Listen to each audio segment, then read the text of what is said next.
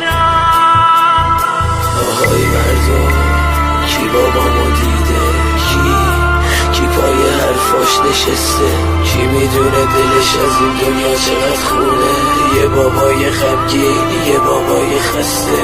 مامان دوباره لالایی تو میخوام، بخون لالایی که خیلی دلم پره.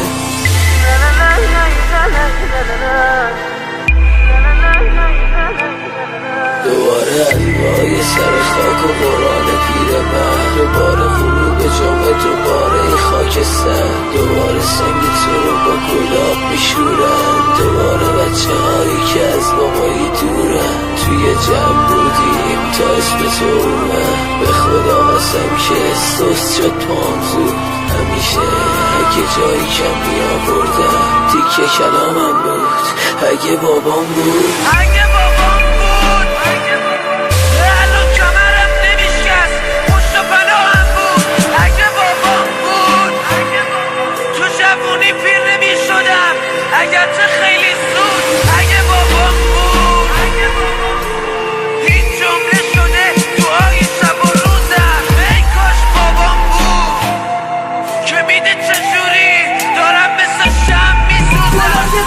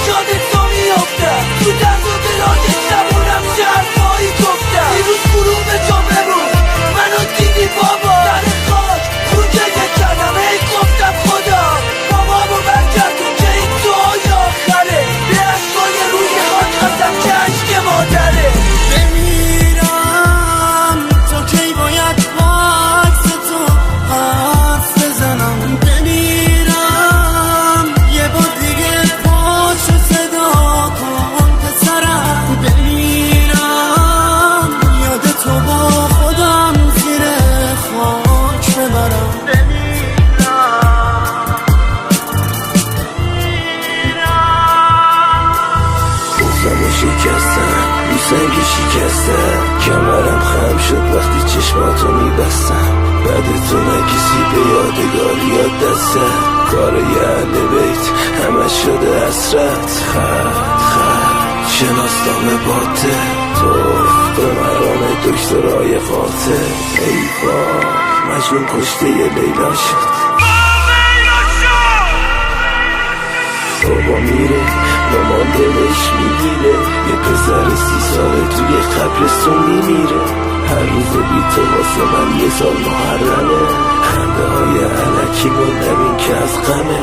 شک چند تا رو رد کردی، چند تا بهت دادم تا دوباره برگردی. از صدای جیغ خواهرم فهمیدم که رفتی، از صدای جیغ خواهرم فهمیدم که رفتی.